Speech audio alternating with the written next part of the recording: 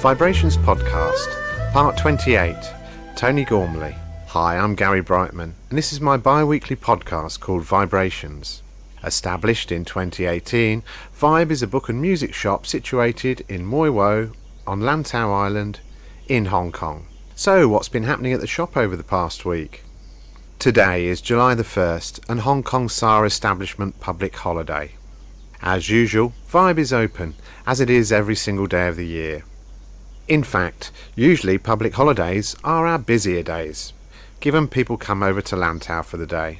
I've now cracked my holy grail to get Vibe podcasts published on Spotify. In fact, in registering onto podbean.com and gaining an RSS feed, I've now got totally carried away with podcast publishing. These podcasts are now available on YouTube, Apple, Podbean, Spotify, Google, Amazon, TuneIn, Stitcher, Listen Notes, and a few others. To subscribe on your preferred platform, just type VIBErations or Gary Brightman. Back in March, a View TV presenter and actor called Danny Tang Ho Kung contacted me to ask if I'd be interested in two members of Hong Kong's biggest canto pop band, Mirror, being filmed at Vibe. Since establishing Vibe 3 years ago, I made a personal rule to never decline any form of advertising for the shop, and during this time we've had film crews over, as well as interviews and articles for magazines and newspapers.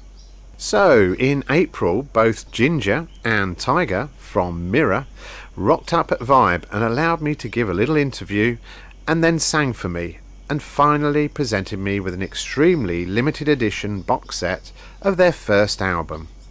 Mirror are currently on at least 2 View TV 99 shows, Be a Better Mirror and the Euro 2020 football show, as well as singing the theme tune for it.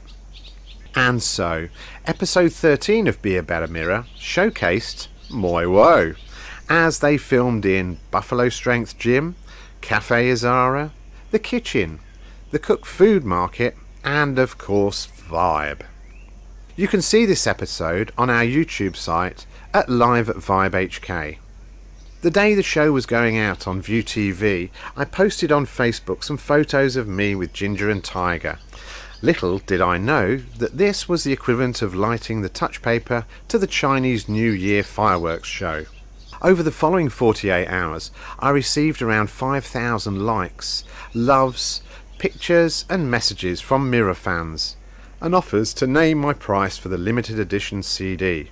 I decided at the time I was presented with the CD that I would never sell it, but instead keep it at Vibe for all Mirror fans to enjoy selfies with.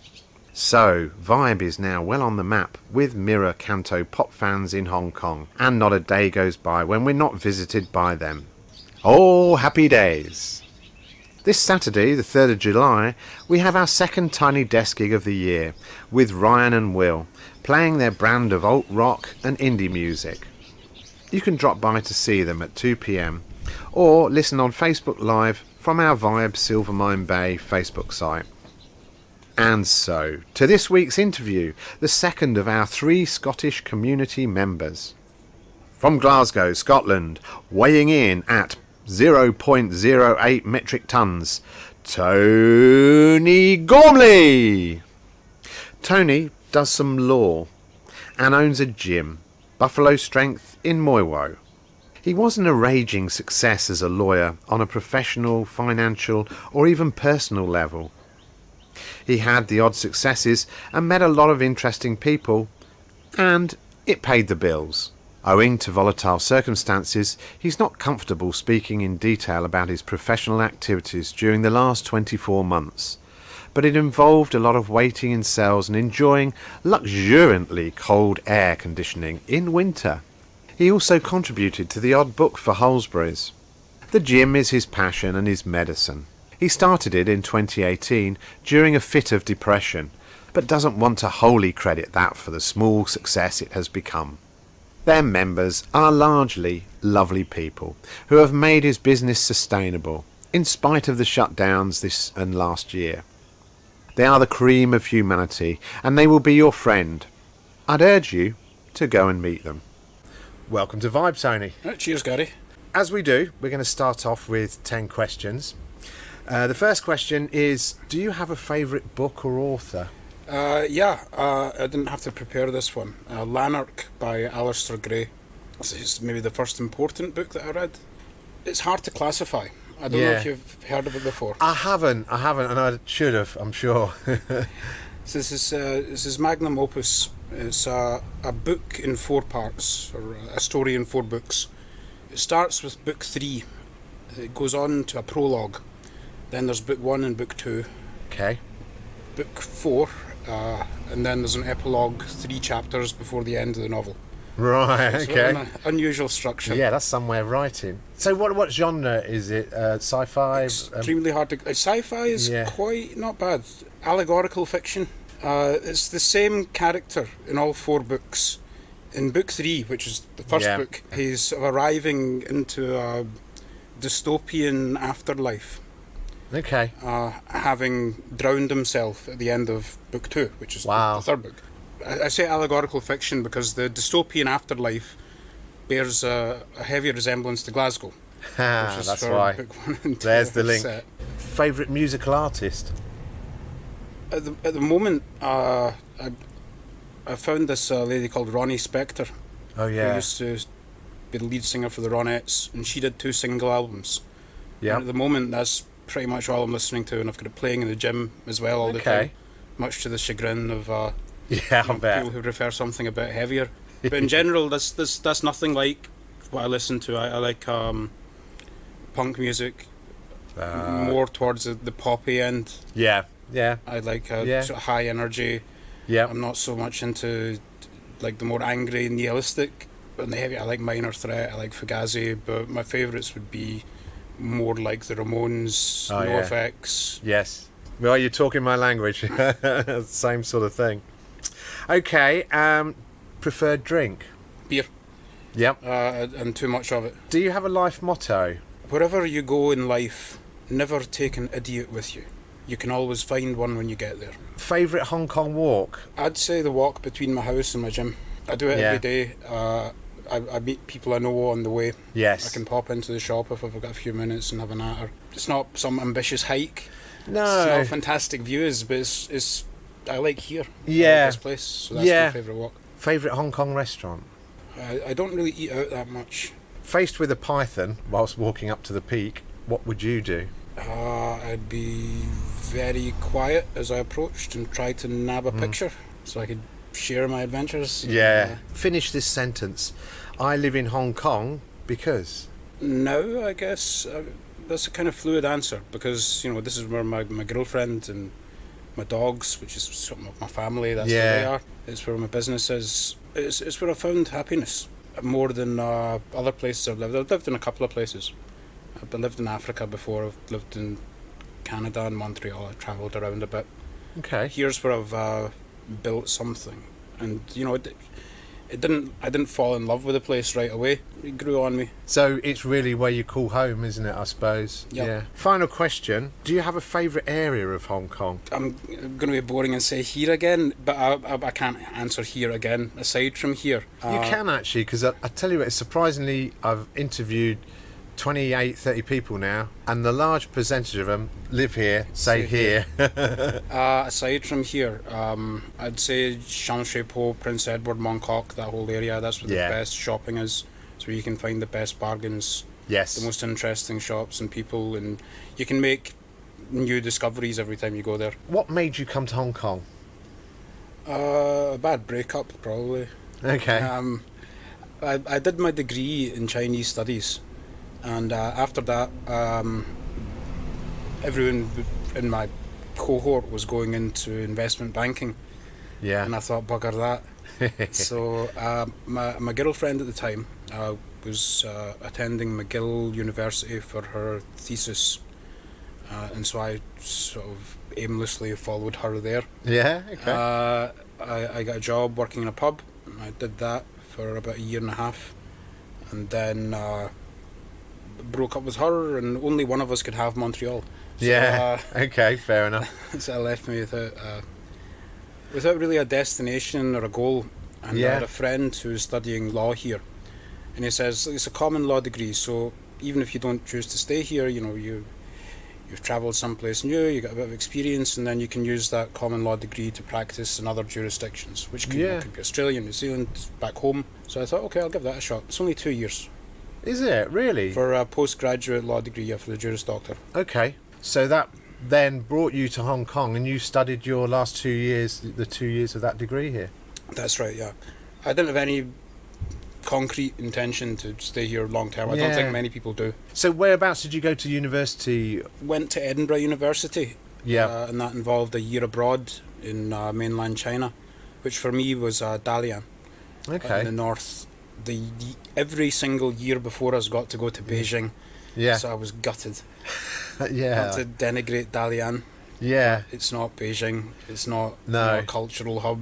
It's not as exciting. It's a fishing town that's sort of graduated to a big port city. Okay. So everything's very industrial. It was an experience, I like to go outside my comfort zone, I always have. Yeah, okay. Which is funny because I live here now. Okay, so you studied in Edinburgh, you finished off your education, you then found yourself in Montreal, you came here because your friend recommended to come here, and that's where you finished your law degree. That's right, yeah. And did you then did you practice law then after that, or? Yeah, that's when I decided that I wanted to stay here at least for a while. If you want to practice in Hong Kong, you have to do another postgraduate qualification called the PCLL. Okay. That only takes a year, so I did that. And then you get an option whether to practice as a barrister or a solicitor. And I just fell in love with the wig. Okay, yeah, why wouldn't you? You have to do a year's pupillage, which is unpaid. You spend time in more experienced barristers' chambers. You assist them with their preparatory work, sometimes a bit more than preparatory work, depending on the pupil master. So I came here in 2008, I graduated with the JD in 2010, graduated the PCLL in 2011, a year of pupillage, so I finally started practicing in 2012. So you're in Hong Kong now, you're starting to like it, it's 2012. How long did you practice law for? Are you still practicing law? I'm still practicing law. Being a barrister gives you a lot of freedom.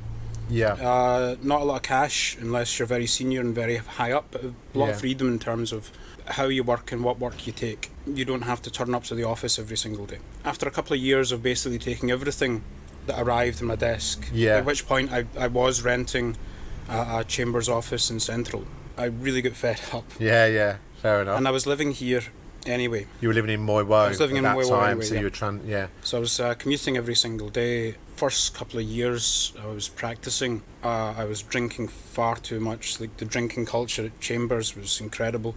And then I realised, oh my god, I'm going to die. I moved out of the chambers there and I started a home office, and I took my work there. And it wasn't until a few years later the drinking subsided. I got back into working out, which I'd done since I was about 17. I always enjoyed lifting weights. I used to bodybuild. I don't anymore, obviously. I'm more into powerlifting now, and Jiu Jitsu and a couple of other things. Okay. But starting up Buffalo Strength, I had to commute every single day to get to a decent venue. Not to say that our government gym is useless, but it doesn't have the equipment you need if you're a bit more serious. Especially if you want to lift free weights. If you want to do Olympic lifting, if you want to do powerlifting, really if you want to develop your strength overall, then free weights are a must. And the government gym really just has machines and some cardio equipment, basically things that doesn't require a lot of supervision, you can't hurt yourself with. But the staff can kind of show you a 3-hour induction video, which is required if you want to join, and then just take a step back. They don't have to invest a lot of personal time. It's safe. And that wasn't enough for me, and it wasn't enough for a lot of people living here. That and the difficulty of the joining procedure. They require you to undergo this 3-hour induction, which is just watching a video. I've heard of this. And they only hold this session every 2 months, and there's only about 10 or 12 places for it. So I thought, well, there's a gap in the market there in two respects. One, people who are a bit more serious don't have the equipment they need, and two, people who might just want to turn up and use the gym and have a workout, and they can't because they have to jump through these hoops. Well, setting up the place isn't hard, you just have to have the location. I knew where to get the equipment and get it fairly inexpensively. It's not tremendously expensive stuff. Yeah. Barbells and plates and all that. The value in it is you use it as a tool for teaching people. The value is really what you put into it. Right. On its own, intrinsically, it's useless. Yeah. If you don't know how to use it. Lumps of metal or whatever, isn't it? Oh yeah, it could even be worse than useless. You could hurt yourself with it. But if someone takes the time to show you how to use it properly and invests in the equipment and in you, in your instruction, then it can become very, very valuable on a personal level. Because I would imagine, actually, the beauty, you know, going back to what you were saying about the government gym, generally, I think people make spur of the moment decisions. I'm carrying too much weight. I'm not as fit as I want to be. I want to train a part of my body, or I've got an injury that I want to improve, and it's not something that they can actually wait 2 months to do. So this is where your kind of gym comes in. People can come to you, and then around their requirements, can you then design a program for them? Or that's what we do. I'd like to say, I like that observation. I'd liken it kind of to getting a tattoo. Can be like an impulsive, spur of the moment decision. Facilities there if you want it, and you know, who's to say because it's a spur of the moment decision is going to be the negative thing that you're going to regret. No, it could be just in that moment. You need it, you want it. Yes. And if you plan 2 months ahead, then you might get cold feet. Quote unquote common sense might get the best of you, or laziness in the case of the gym. So the fact that you can just walk up and join. Well, no, that's the positive of Buffalo Strength, I think, and that's what you bring to the community here. So let's talk a bit then about what you offer in your gym. You're asking me about the program now. I remember. Okay, yes. The basic deal is the membership is for 3 months. If you just want to join for the day, then you pay 100 for the day, and that's fine. If you want to join, it's 3 months, and it's 1950. It works out at 650 a month. Everyone who joins, you don't have to do this, but everyone who joins, I give you a free assessment, which consists of a mobility assessment and a strength test. So we find out if you've got any mobility issues that would prevent you from using the equipment safely. Yeah. And then if you do, we design the program with that in mind. We hammer all the nails back into place before we have you doing any work. Okay. Everyone gets that. I put together a program, a bespoke program based on what you need to do or what your goals are, and I throw in a free personal training session to get you started. Okay. As well as a free group class if you want to try any of the other things that we offer. Okay. Is it all about weightlifting there, or do you offer sort of cardio and other types of... We have cardio equipment, but really you can get a decent cardio session in with a kettlebell. Doing a few rounds also. We have these things called Indian clubs and maces and sandbags, battle ropes, all the functional equipment. So it's not just weights. Yeah. Like I say, and maybe this is a bigger topic. Yeah. But really, gyms as a whole have moved on from just lifting weights and doing the 6 big lifts, doing your deadlifts, your squats, your bench. Okay. Everyone in the past trained in this way with very limited equipment. Now it's kind of opened up as the environment of the gym itself is opened up to more people. Yeah. You mentioned there, actually, that's interesting, the 6 different types of lifts. What are the 6? So if all you have is a barbell, and what do they give you? Yeah. If you do these 6 lifts, you'll hit every major muscle group in your body. Okay. Your bench press, your overhead press, your squat, your deadlift, your Romanian deadlift, and your row. Okay. So as the last one's the row. The row. Okay. So there's lots of different variations of barbell row. Yeah. I teach a very basic setup. Okay. And of course, everyone's got a different body, and maybe some parts are stronger than others. So I'll have people row from a more vertical standing position. Perhaps if their lower back is not as strong. Okay. And support that perpendicular. I know I'm using my hands. Yeah, you are, but so you're making a T shape with your hands. Yeah, yeah. So with your back parallel to the ground is ideal.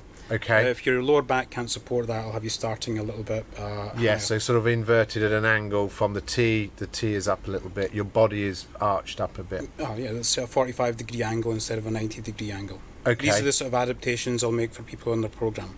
But if you do these 6 lifts, and your goal is to strengthen your whole body and or maintain muscle mass if you're getting older, you don't really need to know anything else. Right. And I teach that as part of the assessment.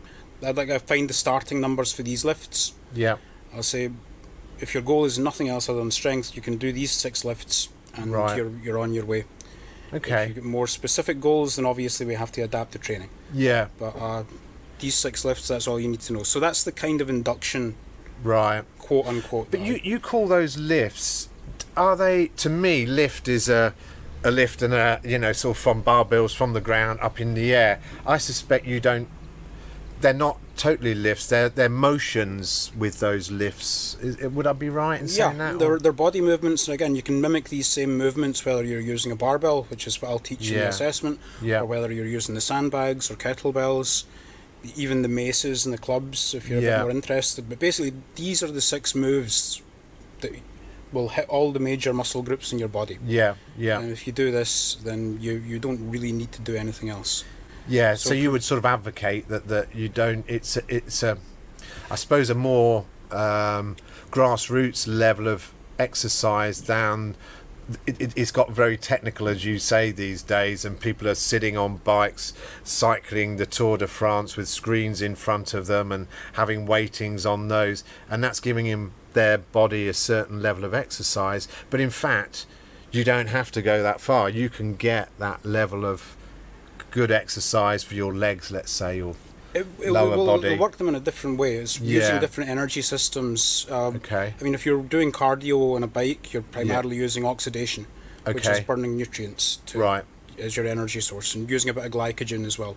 If you're doing heavy, intense work, like if you're running 100 meters, which is maybe a closer analogy to doing like a 5-rep set of squats, you'll be using ATP system, adenosine triphosphate. This area is kind of neglected for most people who do only cardio. They won't be using this energy system. They won't be taxing their body in that way. And they won't really preserve the lean muscle mass that they need to into old age. If they do cardio exclusively, and especially cardio in only one plane of motion, like cycling or running. You need to work outside that movement. So that's what I was kind of getting to in a way. And so for me, for instance, what would you do with me? That might be an easy example to give. So I'm 60. I've got a dodgy back. I probably need to get my core strength up a little bit. But of course I can't. If my lower back's injured, I've got to be careful I don't injure that doing that. What would you prescribe for me? Well, the first thing I'd do is take that on board. Or anything. I'd assess your mobility first. I'll see what your squat is like, if you can achieve depth, and more importantly, if you can achieve depth without the knees caving in, which is what we call a valgus collapse, without the lower back rounding, without the mid back rounding, without it causing too much discomfort or pain. Because if you can perform the movement but it's causing you discomfort and pain, then maybe you have to practice the basic movement a bit more first before you pick up the weights. For your lower back, I'd see how well you can hinge your hips back, which is a movement that's mimicked in a lot of other movements, barbell good mornings, Romanian deadlifts, things like this. I'm talking French. You're not really, because some of those things they come and almost describe themselves just in their title. But a hip hinge, it's basically standing and keeping your bum high and throwing it back and trying to keep a straight back. It will show how much tension your hamstrings can keep, whether your lower back can support the shape. If I see your mid back rounding, that's what I'll need to strengthen. If I see your lower back rounding, I have to hit there. If I see the hamstrings shaking, I know that they're not strong enough to support that structure. All right. So that's what I mean by hammering the nails back in. Because these are natural movements, which we train ourselves out of. If you watch a baby pick something up, the baby squats right down. They don't bend over at the hips. They certainly don't go They squat right down. So it's very natural patterns of movement that we train ourselves out of. So, and I know for a fact that no one is really too old or too decrepit or too out of shape to give this a go. I know a lot of people who believe they are. But people who, and obviously people with injury, people with surgery, people have things like this which are permanent, which will never heal. But if you strengthen up the structure that surrounds whichever area you're vulnerable, Yeah. then life will be a lot more comfortable. Yes. And that's the goal for a lot of people. It's really what the gym should be for. Yeah, so let's move on to that then. Yeah. So, my view of gyms is I've always shied away from them a little bit. I've always thought, they're full of lycra posers, there's mirrors and they're just looking at themselves and looking at the opposite sex as well. And so it's a totally it's not an environment I would feel comfortable in necessarily, especially if I was a female. Then I would feel a little bit vulnerable in those environments. How would you counter that? How is your gym different to that? Well, I've been there since like the late 90s, the early 2000s, and it was like that. Yeah. Absolutely. It was mostly men, mostly either bodybuilders or powerlifters. You didn't see many people doing it as an accessory to their main sport, which of course you see now. Footballers strength train, everyone really strength trains if they're involved in any kind of sport. But back then it was the domain of bodybuilders and powerlifters and people doing crazy things and lifting crazy weights and often making crazy noises while they did it. Yeah. That's right. That's the other thing, isn't it? Yeah. Which is very off-putting. Yes. For a lot of people. Yeah. It's moved out of the dungeon in the last 3 decades, let's say. It started in the early 90s, and then by the time I'd finished university, I'd say it moved past that. People still weren't training and, let's say, outside those 6 main sort of movements. Yes. They weren't doing a lot of mobility work yet. They weren't doing high intensity work so much, unless they had a good trainer. Right. But it's moved on since then. I think people have realised that the science has gotten out, basically. Yes. And people realise this is stuff that really everybody should be doing. Yes. And, it doesn't have to be extreme. It doesn't. If you're a runner, you don't have to be an ultramarathon. Yes.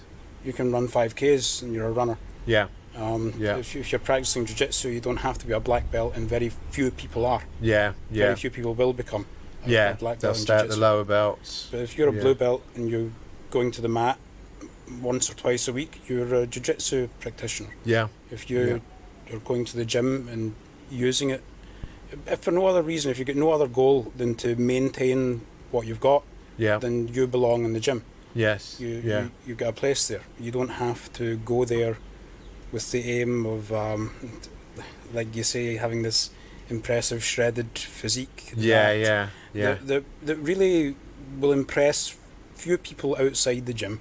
Yes. And not everybody inside the gym either. It's sort of masturbatory. Nowadays it's seen as, unless you are a professional bodybuilder, dedicated bodybuilder, just doing it for the Instagram scene,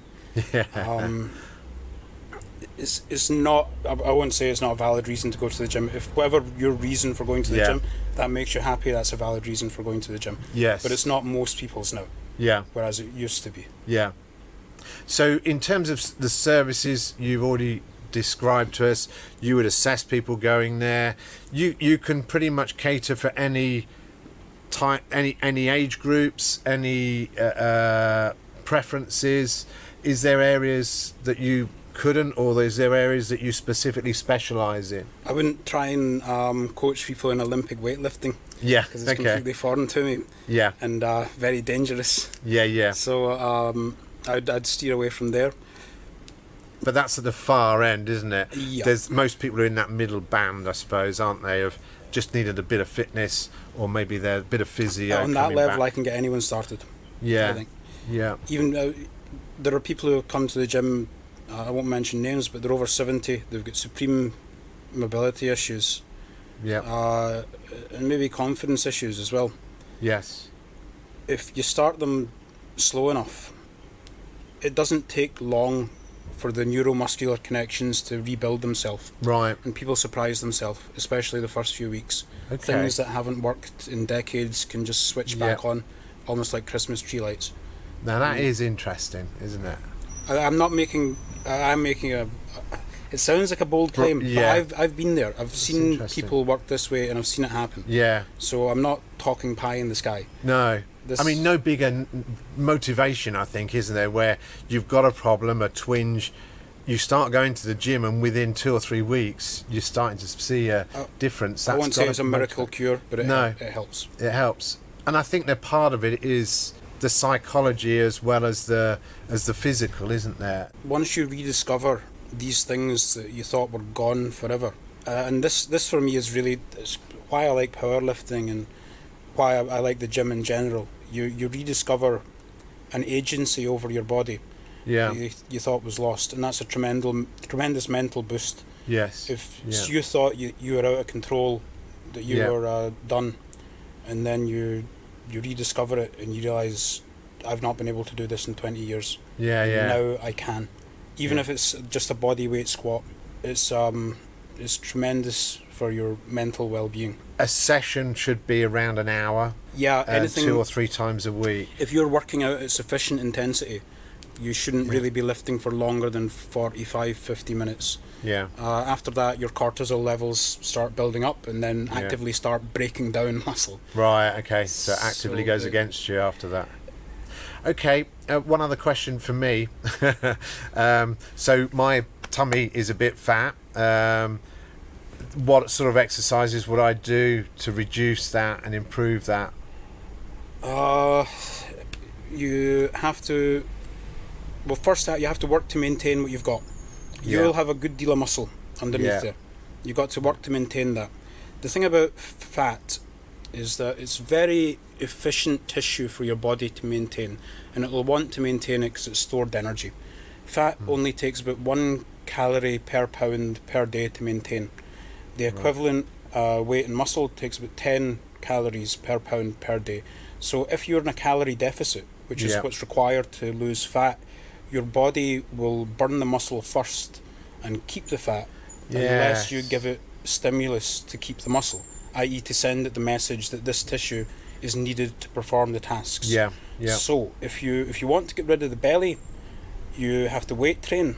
You have to do some maybe targeted cardio, some high intensity stuff, not so much the long distance cardio, which is good for, like I say, it uses oxidation as the energy source, so it's good for burning fat directly, but then it will come right back on, which is so it's sustaining it, isn't it, is the important thing. I mean, because in a way I totally agree. In my example of what you've just said, to me, I walk a lot, I walk the hills, we've got dogs, and I'm always burning more calories. You'll be burning a hell of a lot I'm eating. So I'm thinking, well, why the hell have I still got a stomach? I mean, is it that I'm drinking too much beer? Well, not really. Yes. Well, the body's a machine. If you put more in than you burn off, then it's going to increase or maintain the weight. So I'd say, and a lot of people do this, I do it as well, they underestimate exactly how much they're putting in if they're not losing weight. Which is where calorie tracking can come in handy. If you want to get a bit. Which we can all do on our watches more or less these days, can't we? we? Very easily now. Back in the day, it used to be pen and paper, and you had the calculator out. But your iPhone or whatever will tell you all that stuff these days, won't it? But to get rid of fat, you have to be in a calorie deficit, and you have to give your body a reason to maintain the muscle mass. And hiking on its own won't necessarily give your body that message. Because what are you using your upper back for when you're hiking? You're not using your chest. Definitely not your deltoids. You're using body, your legs, really? but only in one plane of motion. Really, just your quadriceps. You won't be putting a lot of tension on your hamstrings. Your lower back, maybe it has to support that vertical position, a little but bit, it's not moving anything. So you have to work in all these different planes of motion to maintain what you've got. So it's not enough in itself, is it, really? And also be in the calorie deficit to lose the belly. Okay. Mui Wo and the greater areas of Poyo and Tayo, there's a lot of people here, and your gym is probably the only gym actually in this whole area. Am I right in saying that? There's a Jiu Jitsu gym in Poyo, which is tremendous. A brown belt teaches there, which is an incredibly high grade. I'm a big fan of Jiu Jitsu. Because you said you started off saying about the Jiu Jitsu, and I wondered if you were doing classes over there. We are. Our instructor is a blue belt. There's only 5 grades in Jiu Jitsu: white, blue, purple, brown, black. Okay. And we have a blue belt instructor. I've been doing it for 3 years, and I'm still in my white belt. Right. So wow.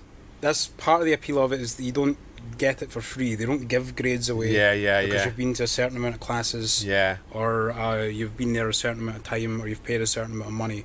You Yeah. get a grade in Jiu Jitsu once you can beat the other people Yeah. who don't have that grade.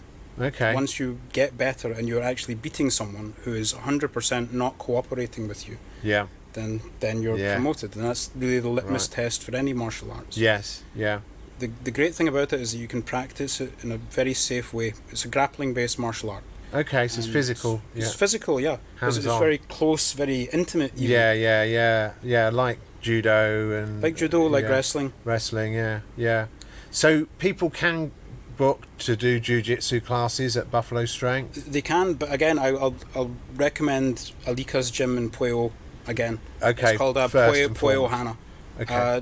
He's a tremendous instructor. Pueo Hana. Pueo Hana. So just go through the numbers again. So somebody comes to you, they pay an additional starting fee, and then they get the. It's $19.50 for the 3 months. Works out at $6.50 per month. And I do the assessment for free. I do the program for free. Yeah. I do one personal training session, so I can take you through a workout in person for an hour for free, and you get a group class for free. Our membership is about 40% female. Okay, so that I think that's another very, very big positive. And lots of different age groups as well. Like I say, the myth is not been completely shattered yet, but it's breaking down. Yeah. Okay. And the truth is coming out. This is for everybody. Yeah. It's not for just crazy people. Yes. It's not for just egotistical meatheads. Yeah. It's for everybody. Yeah. And in terms of hours. We're staffed between 8:30 a.m. and 12 p.m. Then again from 5 p.m. to 10 p.m. Okay. If you want to get in the middle of the day, I give you your own code for the front door. Yes. So you can come and go as you please. If you want to get in before 8:30, I prefer you don't come in before 7. Right. But certainly if you do, common sense rules apply. You have to respect our neighbours. You don't have any other facilities there, do you? Like showers and things, cleaning stuff? Oh, you do? Okay. We've got a shower and bathroom and changing rooms. Okay, so that is a possibility if people want to hop straight on the boat after a session. Anything else to say, do you think, Tony? Thanks for having me. It's been nice to talk about the place. When you have a kind of free-form conversation, some things occur to you that might not have previously. So thanks for that. That's an absolute pleasure to have you here, Tony, and thank you very much. All right, thanks, Gary. All right, cheers. For further details about Buffalo Strength Gym, you can find them on Facebook at Buffalo Strength or on the web at buffalo-strength.com. You can now listen to all our podcasts on YouTube, on Apple, on Podbean, on Spotify, on Google, on Amazon, and so many more. Just type in VIBErations or Gary Brightman.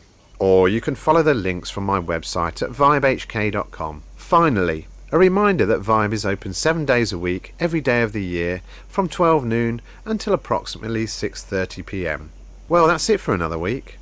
Thanks for listening to the 28th Vibe Book and Music Shop podcast called VIBErations. I'm Gary Brightman. You get my vibe? Can you imagine what this old island must have looked like to those Dutch sailors when they first saw it? Fresh green. Like a dream of a new world. They must have held their breath. Afraid it would disappear before they could touch it.